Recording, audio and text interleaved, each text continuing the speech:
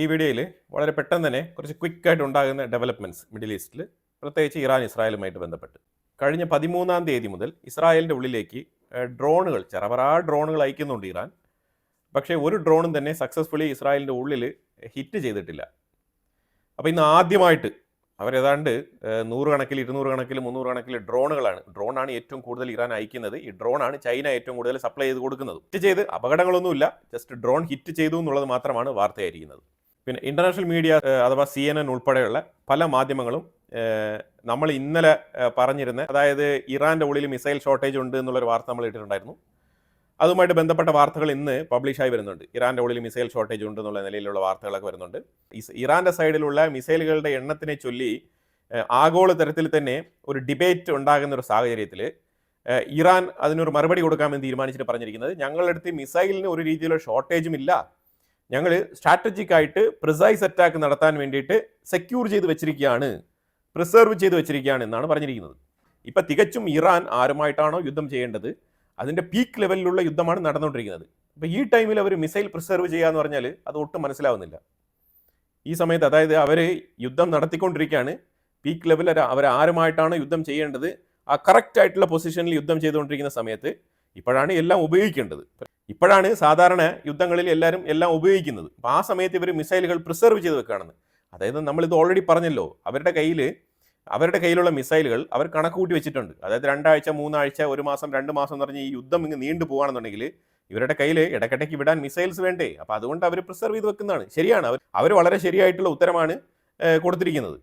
നമ്മൾ മനസ്സിലാക്കുന്നതും അങ്ങനെ തന്നെയാണ്.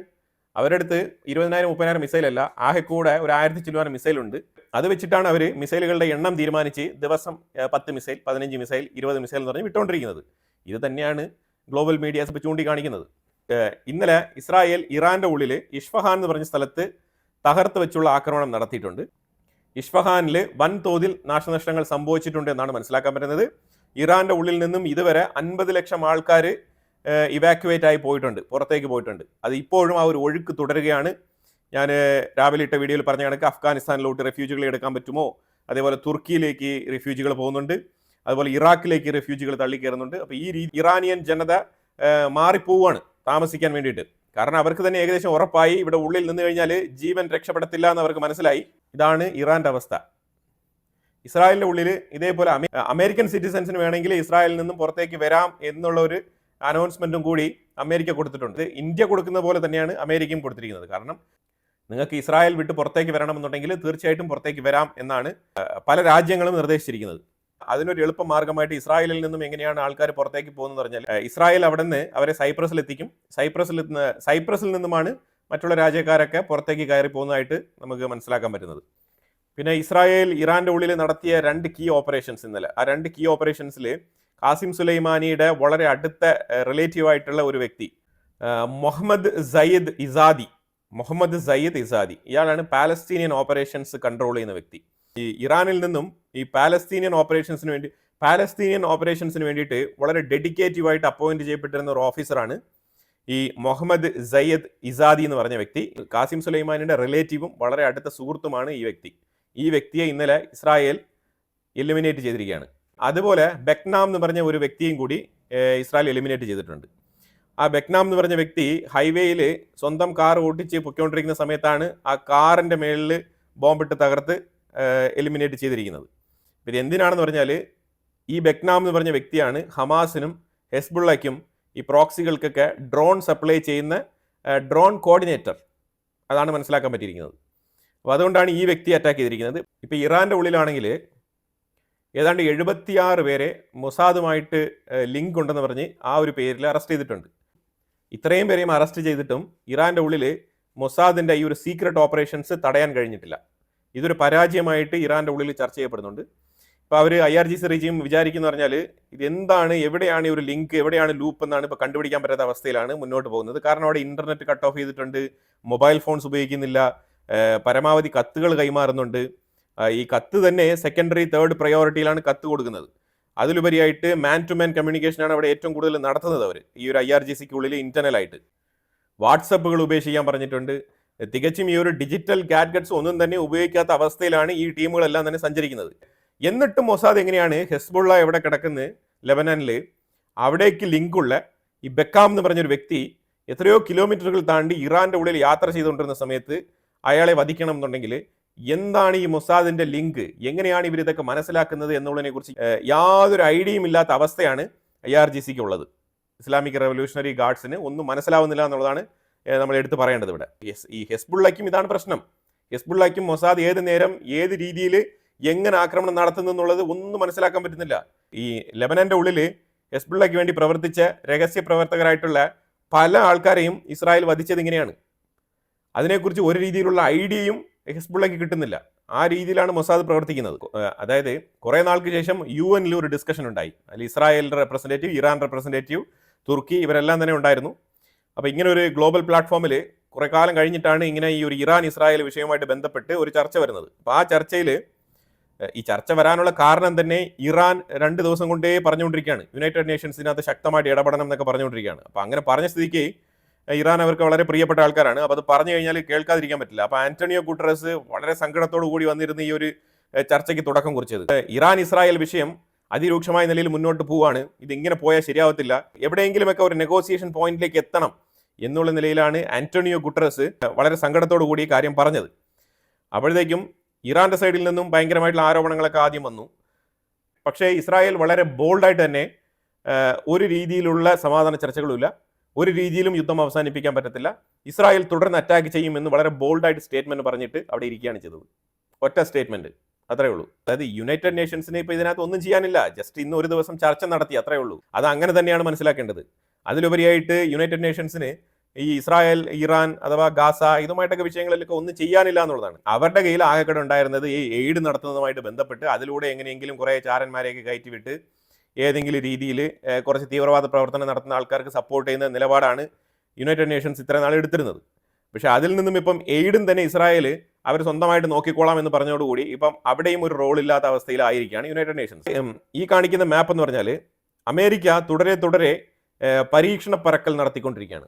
അതായത് ഇറാന്റെ ബോർഡർ വരെ എത്തുക, ആ ഒരു മിഡിൽ ഈസ്റ്റ് മേഖലയ്ക്ക് പല സൈഡുകളിൽ നിന്നും പല ദ്വീപുകളിൽ നിന്നും അമേരിക്കയുടെ ആഗോളതരത്തിലുള്ള പല മിലിറ്ററി ബേസുകൾ, എയർ ബേസുകളിൽ നിന്നും ഈ ഫൈറ്റർ ജെറ്റുകളുമായിട്ട് ട്രെയിനിങ് ചെയ്യാണ് വിത്ത് റീഫ്യൂവലിംഗ് ടാങ്കോടുകൂടി. ഏതാണ്ട് മിഡിൽ ഈസ്റ്റ് മേഖലയിൽ മാത്രം 6 റീഫ്യൂവലിംഗ് ടാങ്ക് വെച്ചിട്ടുണ്ട്. അപ്പോൾ അതുകൊണ്ട് അതിൻ്റെ സഹായത്തോടു കൂടി ഇവർ പ്രാക്ടീസ് ചെയ്തുകൊണ്ടിരിക്കുകയാണ്. ഈ പരീക്ഷണ പറക്കൽ നടത്തുന്നതും ഒരു വാണിംഗ് തന്നെയാണ്, ഒരു മുന്നറിയിപ്പ് എന്നുള്ള നിലയിൽ അമേരിക്ക ഈ ഒരു പ്രവൃത്തി തുടരെ ചെയ്തുകൊണ്ടിരിക്കുന്നുണ്ട്. അപ്പോൾ അവർ യൂറോപ്യൻ സൈഡിലുള്ള ഒരു ബേസും ഇതിനു വേണ്ടി അവർ ഉപയോഗിക്കുന്നുണ്ട്. അതുപോലെ ഹവായിലുള്ള ഒരു ബേസ്, അമേരിക്കൻ ബേസ് ഇതിനു വേണ്ടിയിട്ട് ഉപയോഗിക്കുന്നുണ്ട്. അതുപോലെ ഡീഗോ ഗാർസിയയിലുള്ള ബേസും ഇതിനു വേണ്ടി ഉപയോഗിക്കുന്നുണ്ട്. ഈ 3 സ്ഥലങ്ങളിൽ നിന്നുമാണ് ഏറ്റവും കൂടുതൽ മിഡിൽ ഈസ്റ്റിലേക്ക് ഫോക്കസ് ചെയ്ത് ഈ ഫൈറ്റർ ജെറ്റുകളും അതുപോലെ തന്നെ C-17 പോലത്തെ ഫ്ലൈറ്റുകൾ അതുപോലെ പ്രാക്ടീസ് നടത്തിക്കൊണ്ടേയിരിക്കുന്നത്. US സ്ട്രാറ്റജിക് ബോംബറൊക്കെ പല സ്ഥലങ്ങളിലും ഹാൾട്ട് ചെയ്ത് വെച്ചിട്ടുണ്ട്. H1F1 81, അതുപോലെ കാൽസിംഗ് 181, കാൽസിംഗ് 182, കാൽസിംഗ് ബ്ലാങ്ക്, ഇതേപോലത്തെ കംപ്ലീറ്റ് സാമഗ്രികളും റെഡി ആയിട്ട് തുടരെ ട്രയൽ നടത്തിക്കൊണ്ടിരിക്കുകയാണ് അമേരിക്ക. ഈ കാറ്റഗറിയിൽപ്പെട്ട ജെറ്റുകളൊക്കെ അവർ ഉപയോഗിക്കുന്നുണ്ട്. അമേരിക്ക ഇറാനെ ഫേസ് ചെയ്തിരിക്കുന്ന രാജ്യങ്ങൾ, അതായത് ഖത്തർ ആയിക്കോട്ട്, കുവൈറ്റ് ആയിക്കോട്ട്, ബഹ്റൈൻ ആയിക്കോട്ട്, ഈ രീതിയിൽ കിടക്കുന്ന ചെറിയ രാജ്യങ്ങളിലുള്ള ബേസിൽ വെച്ചിരുന്ന കംപ്ലീറ്റ് വിമാനങ്ങളും റീഫ്യൂലറുകളും ഇതെല്ലാം തന്നെ അവർ മാറ്റിപ്പാർപ്പിച്ചിരിക്കുന്ന എവിടെ എന്ന് പറഞ്ഞാൽ ഈ മാപ്പിൽ ഞാൻ കാണിക്കുന്ന ലൊക്കേഷനിൽ സൗദി അറേബ്യയ്ക്കുള്ളിൽ കൊണ്ടുവച്ചിരിക്കുകയാണ്. സൗദി അറേബ്യയിലുള്ള അമേരിക്കയുടെ ബേസിലാണ് കംപ്ലീറ്റ് സാമഗ്രികളും കൊണ്ട് ഇപ്പം നിർത്തിവെച്ചിരിക്കുന്നത്. ഇപ്പം ഏതെങ്കിലും സാഹചര്യം വെച്ചാൽ കുറച്ചുകൂടെ എസ്കലേറ്റ് ആകുന്നുണ്ടെങ്കിൽ യുദ്ധം, അപ്പോൾ അമേരിക്കയുടെ ബേസുകളുടെ മേളിൽ പെട്ടെന്നൊരു ആക്രമണം നടത്തുന്ന രീതിയിൽ അമേരിക്കൻ വിമാനങ്ങൾ, എക്സ്പെൻസീവ് ആയിട്ടുള്ള സാധനങ്ങളൊക്കെ കൊണ്ടുണ്ട ഇറാന്റെ അടുത്തുള്ള ബേസുകളിൽ നിർത്തണ്ട എന്ന് പറഞ്ഞുള്ള തീരുമാനത്തിലാണ് ഇവരെ സൗദി അറേബ്യയ്ക്കുള്ളിൽ കൊണ്ടുവച്ചിരിക്കുന്നത്. പക്ഷേ കമ്പാരിറ്റീവ്ലി സൗദി അറേബ്യയും ഈ രാജ്യങ്ങളും തമ്മിൽ വലിയ ദൂരമൊന്നുമില്ല. പക്ഷേ എന്നാലും സൗദി അറേബ്യയ്ക്കുള്ളിലുള്ള ബേസിലാണ് കൊണ്ടുവച്ചിരിക്കുന്നത്. കാരണം സൗദി അറേബ്യയ്ക്ക് മേലിൽ ഇറാൻ അങ്ങനെ പെട്ടെന്നൊരു ആക്രമണം നടത്തില്ല എന്നുള്ളൊരു വിശ്വാസമാണ്. പക്ഷേ സൗദി അറേബ്യയുടെ തൊട്ടടുത്ത് തന്നെ വേറൊരു കൂട്ടർ കിടപ്പുണ്ട്, ഹൂത്തികൾ മിസൈൽ ഇങ്ങോട്ട് വിടാനുള്ള സാധ്യത വളരെ കൂടുതലാണ്. പലപ്പോഴും സൗദി അറേബ്യയ്ക്കുള്ളിൽ ഹൂത്തികളുടെ മിസൈലുകൾ വന്ന് പതിച്ചിട്ടുമുണ്ട്. അപ്പോൾ അതുകൊണ്ട് തന്നെ അമേരിക്ക അവരുടെ എയർ ഡിഫൻസ് സിസ്റ്റം ഒക്കെ ആക്ടിവേറ്റ് ചെയ്ത് തന്നെയാണ് വെച്ചിരിക്കുന്നത്. പക്ഷേ എന്നാലും സൗദി അറേബ്യ എന്ന് പറയുമ്പോഴത്തേക്കും അത്രമാത്രം അകലെയുള്ള ഒരു സ്ഥലമല്ല ഇറാനെ സംബന്ധിച്ചിടത്തോളം. അതാണ് നമ്മൾ ഇതിനകത്ത് മെയിനായിട്ട് പറഞ്ഞ് മനസ്സിലാക്കാൻ ശ്രമിക്കുന്നത്. അതുപോലെ 53 F-16 സൗദി അറേബ്യക്കുള്ളിലുണ്ട്. ബേസുകൾ വിവിധ ബേസുകളിലായിട്ട് ഡിപ്ലോയ് ചെയ്തിരുന്ന, വിവിധ ബേസുകളിലായിട്ട് പാർക്ക് ചെയ്തിരുന്ന F-16 ഒക്കെ എടുത്തുകൊണ്ട് ഏതാണ്ട് 53 ഫൈറ്റർ ജെറ്റുകൾ F-16 സൗദി അറേബ്യക്കുള്ളിൽ അമേരിക്കൻ ബേസിലുണ്ട്. അതുപോലെ 10 C-10 കാറ്റഗറി വിമാനങ്ങൾ, KC-135F ഫാൽക്കൺ, F-16 ഫാൽക്കൺ, ഈ കാറ്റഗറിയിൽപ്പെട്ട വിമാനങ്ങളെല്ലാം സൗദി അറേബ്യക്കുള്ളിൽ കൊണ്ട് നിർത്തി വെച്ചിരിക്കുക. അമേരിക്ക 2-3 ദിവസങ്ങൾക്ക് മുമ്പ് തന്നെ ഇറാനിൽ നിന്നും അമേരിക്കൻ സിറ്റിസൺസ് എല്ലാം പുറത്തേക്ക് വരാൻ വേണ്ടിയിട്ടുള്ള പ്രഖ്യാപനം നടത്തിയിട്ടുണ്ടായിരുന്നു. അതിനെ തുടർന്ന് അമേരിക്കൻസ് ഒക്കെ തുരിതരായി ഇറാൻ വിട്ട് പൊയ്ക്കൊണ്ടിരിക്കുന്ന സമയത്ത് ഒരു അമേരിക്കൻ പൗരനെ ഇറാൻ അറസ്റ്റ് ചെയ്ത് വെച്ചിട്ടുണ്ട്. അത് എന്തിന്റെ പേരിലാണെന്ന് അറിയത്തില്ല, അറസ്റ്റ് ചെയ്ത് വെച്ചിട്ടുണ്ട്. അതായത് ഇറാൻ ഇങ്ങനെ ഒരു ടാക്ടിക്സ് പലപ്പോഴായിട്ട് ചെയ്യാറുണ്ട്. പണ്ട് ഒരു ഇറ്റാലിയൻ പത്രപ്രവർത്തകയെ പിടിച്ചു വെച്ചിട്ടുണ്ടായിരുന്നു. അത് ഒരു ഇറാന്റെ ഇതേപോലത്തെ ഒരു ഡ്രോൺ ഓപ്പറേഷൻ നടത്തിയ ആളിനെ ജോർദാൻ ബോർഡറിൽ നിന്ന് അറസ്റ്റ് ചെയ്ത് US എക്സ്ട്രാഡിറ്റ് ചെയ്യാൻ വേണ്ടിയിട്ട് ചോദിച്ച സമയത്താണ് ഈ ഒരു യുക്തി ഇറാൻ ഉപയോഗിച്ചത്. അപ്പോൾ അതേപോലത്തെ യുക്തിയാണ് ഇപ്പോഴും ഇറാൻ ഉപയോഗിക്കുന്നത്. അതുപോലെ തന്നെ ഹോഫ്മാൻ എന്ന് പറഞ്ഞ ഒരു ജർമ്മൻ ടൂറിസ്റ്റിനെ പിടിച്ചു വെച്ചിട്ടുണ്ട്, അറസ്റ്റ് ചെയ്ത് വെച്ചിട്ടുണ്ട്. ഇതൊക്കെ ഇപ്പം 2 ദിവസങ്ങൾ കൊണ്ട് നടക്കുന്ന വിഷയങ്ങളാണ്. അപ്പോൾ ഇത് ജർമ്മൻ, അതായത് വെസ്റ്റേൺ കൺട്രീസുമായിട്ട് നടത്തിയ നെഗോസിയേഷൻ, അതായത് ഫോറിൻ മിനിസ്റ്റർ അബ്ബാസ് അരക്ചി ഇന്നലെ യൂറോപ്യൻ യൂണിയനുമായിട്ട് ബന്ധപ്പെട്ട ആൾക്കാരുടെ അടുത്തൊക്കെ ചർച്ച നടത്തിയിട്ടാണ് വന്നത്. അപ്പോൾ അവർ പറഞ്ഞ് US-ഉമായിട്ട് ഡയറക്റ്റ് നെഗോസിയേഷൻ ആവാന്ന്. അപ്പോൾ ഇന്നലെ വളരെ മാന്യമായിട്ട് ചർച്ചയ്ക്ക് പോയ വ്യക്തി ഓൾറെഡി തന്നെ ഇവിടെ ഒരു ജർമ്മൻ പൗരനെ പിടിച്ചു വെച്ചിട്ടാണ് ഈ ചർച്ചയ്ക്ക് പോയത്. അതാണ് മനസ്സിലാക്കേണ്ടത്. എന്നിട്ട് ചർച്ചയൊക്കെ വളരെ മാന്യമായിട്ട് ഡബിൾ സ്റ്റാൻഡേർഡിൽ നടത്തിയിട്ട് വന്നിട്ട് ഇന്ന് രാവിലെ ആ പത്രക്കുറിപ്പ് ഇറക്കിയിരിക്കുകയാണ്, ഇതുപോലെ ഞങ്ങളൊരു ജർമ്മൻ പൗരനെ അറസ്റ്റ് ചെയ്തിട്ടുണ്ട് എന്ന്. മനസ്സിലായല്ലോ? ഇതാണ് ഇറാൻ. ഇങ്ങനെയാണ് അവർ പ്രവർത്തിക്കുന്നത്. അവരുടെ ഡിപ്ലോമസിയാണ് അവർ കാണിക്കുന്നത്, ഹിപ്പോക്രസിയുള്ള ഡിപ്ലോമസി. വൈറ്റ് ഹൗസിൽ നിന്നും കാരോലിന ലെവിറ്റ് ഇന്നത്തെ പുതിയ സ്റ്റേറ്റ്മെന്റ് പറഞ്ഞിരിക്കുകയാണ്. അതായത് ഇറാൻ 10 ദിവസങ്ങൾക്കുള്ളിൽ, വെറും 2 ആഴ്ച കൊണ്ട് ന്യൂക്ലിയർ വെപ്പൺ ഉണ്ടാക്കുന്ന രീതിയിൽ കാര്യങ്ങളൊക്കെ തയ്യാറാക്കി വെച്ചിരുന്നു എന്നുള്ളത് ഒന്നുകൂടെ ആവർത്തിച്ച് പറഞ്ഞിരിക്കുകയാണ് കാരോലിന ലെവിറ്റ്. അപ്പോൾ അതിനെ ചോദ്യം ചെയ്ത് ഇറാന്റെ മേലിൽ നടക്കുന്ന ഇസ്രായേലിന്റെ ആക്രമണങ്ങളെ ചോദ്യം ചെയ്തുകൊണ്ട് ഒരു പത്രപ്രവർത്തകൻ അവിടെ അപ്പോൾ തന്നെ ചോദ്യം ഉന്നയിച്ചപ്പോഴത്തേക്കും നീ വേണമെങ്കിൽ ഇറാനിലേക്ക് പൊയ്ക്കോ എന്നുള്ള ദേഷ്യത്തോടുള്ള മറുപടിയാണ് കാരോലിന ലെവിറ്റ് പറഞ്ഞു വെച്ചത്. ഇത് നമ്മുടെ ഒരു മെയിൻ ചാനലാണ്. നമുക്കൊരു സെക്കൻഡറി ചാനൽ നമ്മൾ ഓപ്പൺ ആക്കിയിട്ടുണ്ട്, ഇൻസൈറ്റ്സ് ഗ്ലോബൽ എന്നാണ് അതിൻ്റെ പേര്. അതിൻ്റെ ലിങ്ക് ഞാൻ ഫസ്റ്റ് കമൻറ്റിൽ പിൻ ചെയ്യാം.